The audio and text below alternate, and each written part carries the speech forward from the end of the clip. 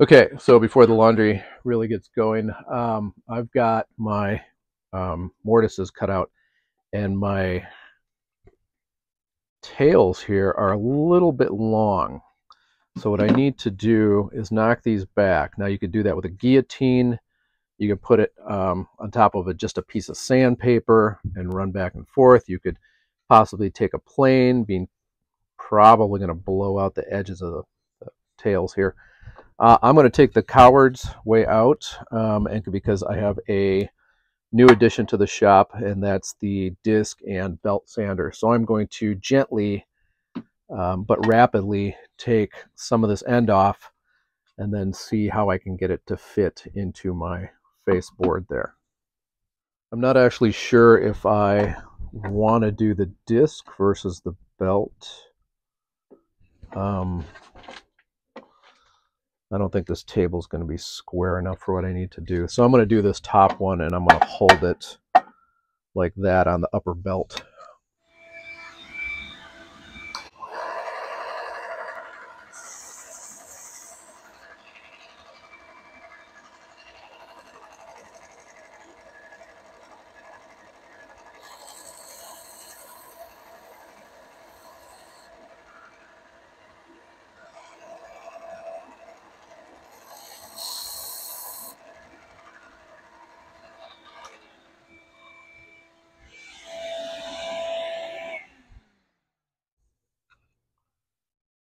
Okay, so the sander did its job. I didn't blow out any of the edges here.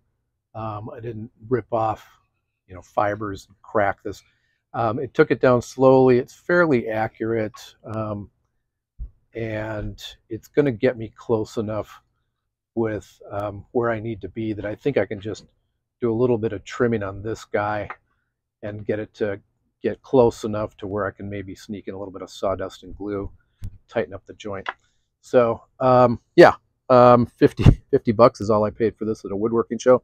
Again, I champion finding woodworking tools used. A lot of people try something, they don't use it very much, or it just doesn't work for them or doesn't fit their workflow. And it can help you be super productive when somebody passes on something that's still in good shape. So, all right, hoping this helps. Good luck. Okay, so one of the keys to a pretty good dovetail, or hand-cut dovetail, is to hang on to some of the sawdust. So that is dust from the elm, and there is a bunch of dust from the maple that I'm using for a drawer side. I need my head examined. I don't know why every time I make a drawer side I use harder and harder wood, but the elm was pretty easy to cut. The maple was like cutting a rock. But anyways, I kind of got it done. I put a bunch of saw cuts into my half-blind dovetail here, my mortise, and I ended up with some saw marks here. See if the camera can pick them up. But what I'm going to do is when I glue this up, I'm just going to pack a little bit of the elm dust on here and help that smooth out. Okay, so this is what I've been waiting for. Pretty good hand-cut dovetails, or bird butts and triangle thingies. I was going for an English style with a super narrow pin. I've seen narrower. It's kind of crazy, but I wanted to kind of push myself. And again, somebody should punch me in the head next time I think about using hard maple for drawer sides.